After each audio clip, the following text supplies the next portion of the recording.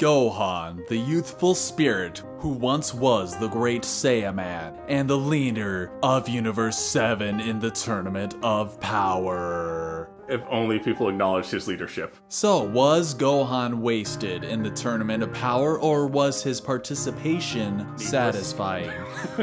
Very special guest this evening is... What's up? It's Daniel again. So, Gohan, your favorite character? He is my favorite character. Pretty useless in Super.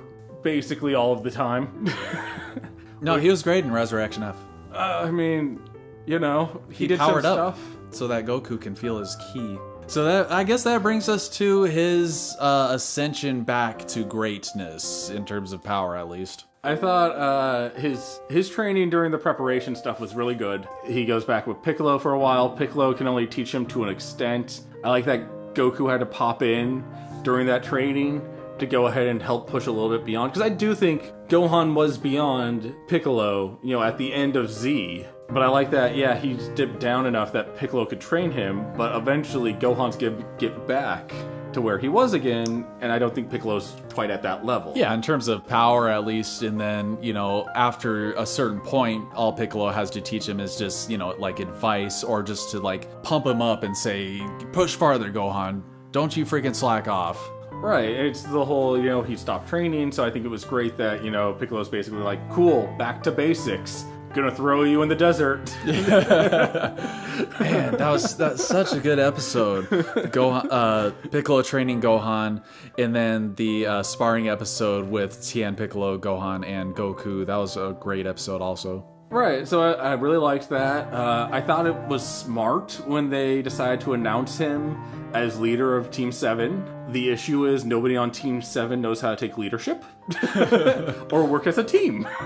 Ah, man. Except for doubles. They can do doubles. Yep, Piccolo's the only team player. I mean, Roshi was kind of paying attention. Yeah. And Krillin was doing stuff with 18, so that kind of counts. So they kind of follow the plan a little bit? I mean, they kind of stuck together, but I think the issue is with the way that tournament was going and the way that you can't bank on Goku, Vegeta, or Frieza listening to any type of plan that you have. Vegeta's instantly gonna undercut it because he thinks he has a better plan. Goku's just gonna do his Goku thing. And Frieza doesn't care what anybody has to say and is gonna sneak around and try to kill people. And hates his whole team. Right. So it's the whole, those three people you can't really lead. You know, or teach teamwork too, really. Right. They're going to do whatever they want to do. And then the other issue was, like, 17 has no respect for Gohan. 17's not going to pay attention to, you know, somebody he doesn't respect. Or even know. But yeah, 17's not gonna respect anyone that he doesn't think he should, so he kind of took off and did his own thing. The only person he was really doing stuff with was 18. You know, Krillin was sticking with her, so, I mean, and the people that did follow the leadership were, you know, Tien, Roshi, and Piccolo. The ones that would make sense to follow a plan like that. Right, who acknowledge this guy is stronger than us, so we and, you know, I don't know if I would say extremely smarter when it comes to fighting, yeah, but he's got a lot of book smarts, at least.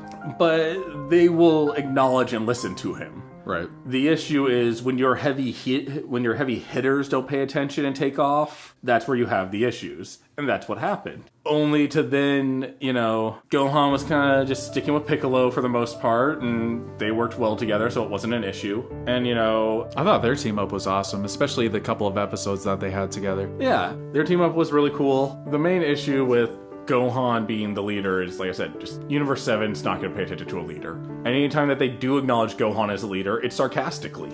Oh, right, our great leader said to do this. Or, hey, what are you doing taking off on your own? You know, or what are you know, stop trying to follow me when he teamed up with 17. Was don't pay attention to what I'm doing, just go at it your all, and we'll figure this out as we go. Stop overthinking, which has always been Gohan's problem. So any awesome stuff that Gohan did was either when he was turning off his brain from thinking or pushing beyond. Because while Gohan was fine fighting lower end guys, it was when it started coming towards the end that we started running into problems with him.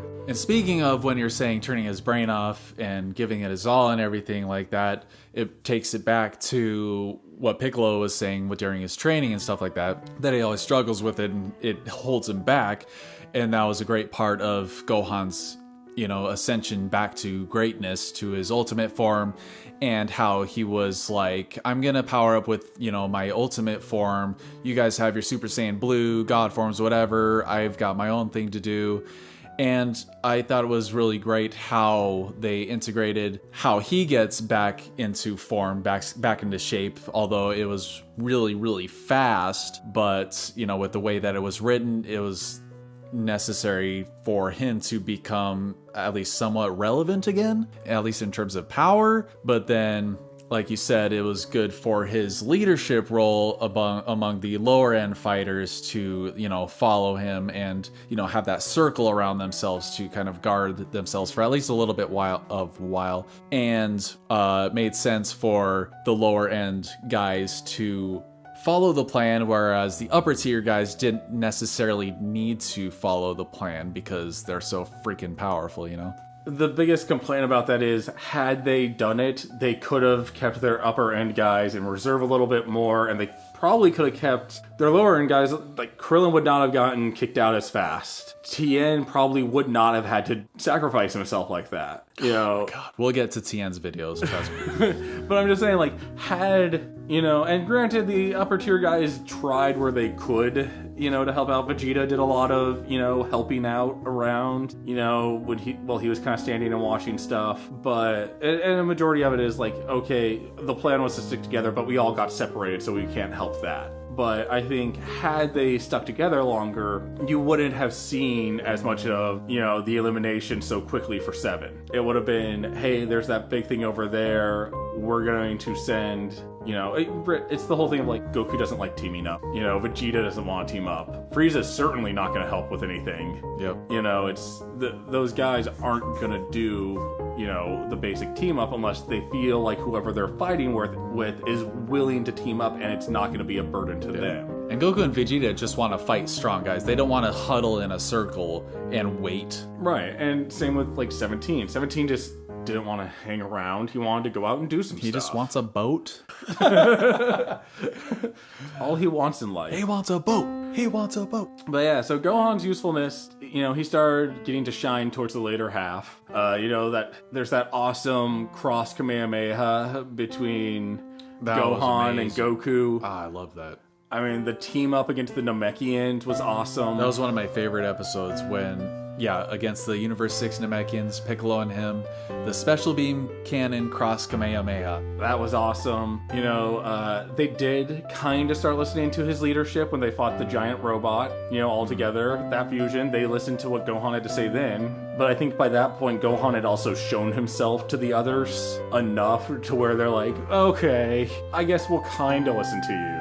Yeah, and part of that where there was that, I forgot what universe it was from, but it was the guy who split himself into like multiple colors or something like that, and he has a family, and he's like, I'm fighting for my family, and you have him versus Gohan who's fighting for his family too, and he just knocks the guy out. And I think that gives him a lot of cred too, that he's willing to, for the sake of survival and for the sake of his family, he needs to do whatever it takes, even if it means knocking somebody else out with a family. Yeah, it's kind of, when you think about it, the Namekian fight was super cool, but really unnecessary. Because Vegeta had already said that with his wish, they were going to wish back that universe. Thus, those Namekians and their planet. Once that's stated and said, really, they should have just all teamed up together.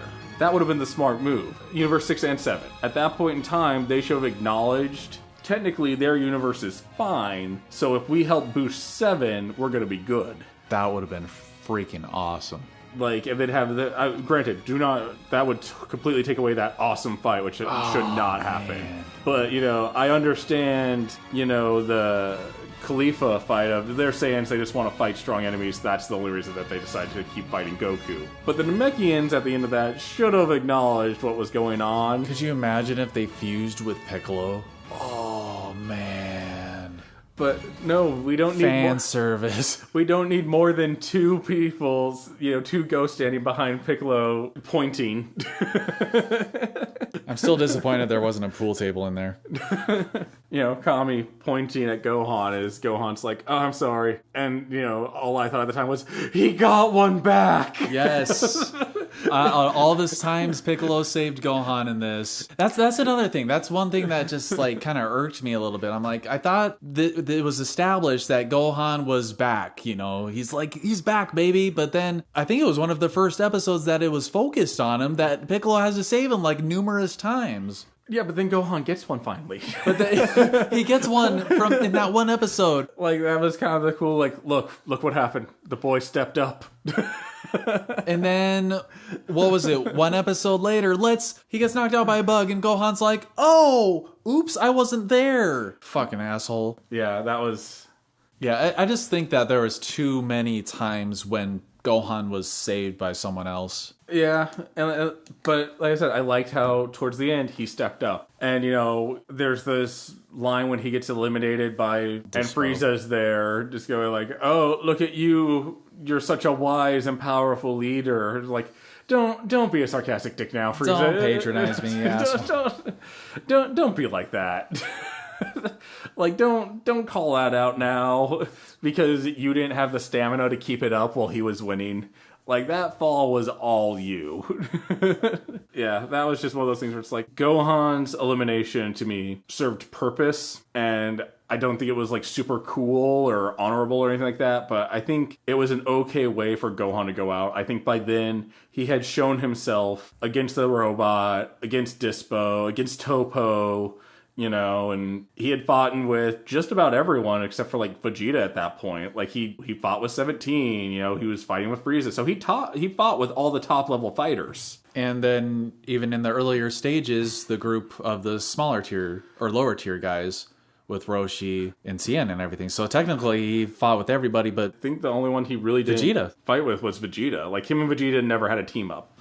What I'm trying to get at is Gohan proved himself to the top brass. He proved that he could stand up there on that stage with them. Yeah, he's not as strong as Golden Frieza or Super Saiyan Blue Vegeta or Goku, but he proved that he deserves to be, like, the 5th strongest. Yeah, and he proved that he could reach that level. So I think Gohan had, for as much crap as he had gone through for all of Super...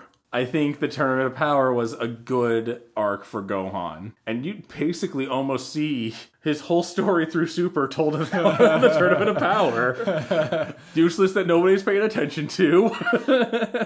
And then he powers up.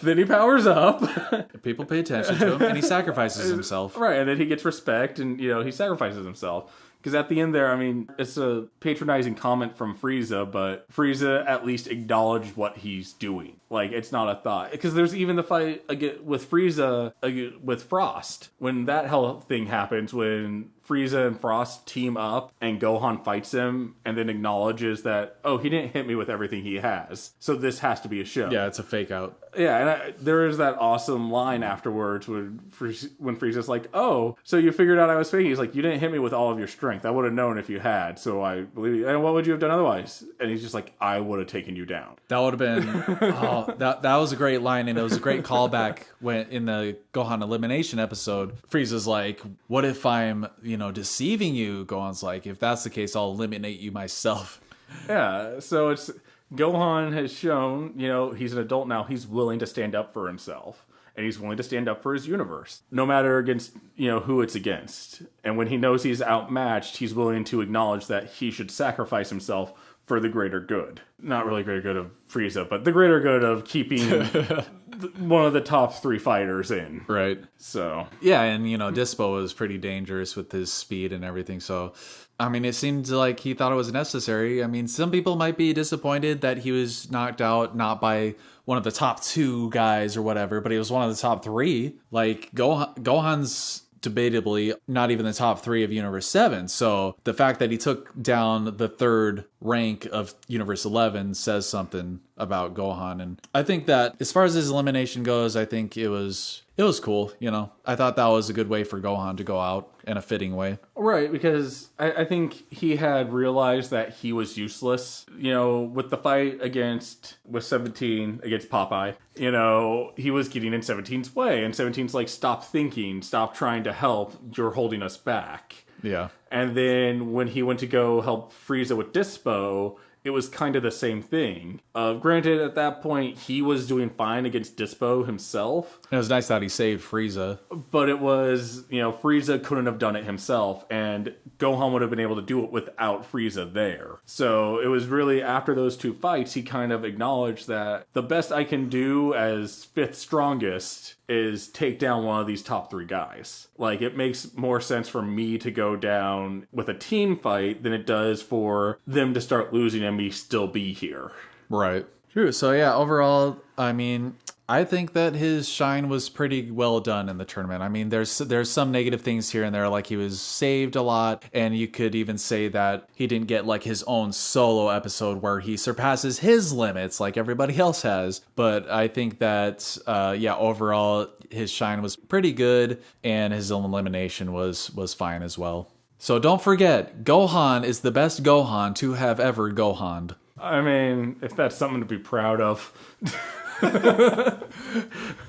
All right, like, comment, subscribe, you know, follow us on social media and do all that fun stuff. And, you know, if you got any other thoughts or, you know, comments on Gohan, throw them down there. I mean, Gohan's my favorite, but I acknowledge his shortcomings at least. And I think that's the most we can ask of anybody with their favorite character is acknowledge that your character has flaws. Unless it's Goku. Goku has no flaws. He has so many flaws. But thanks for watching.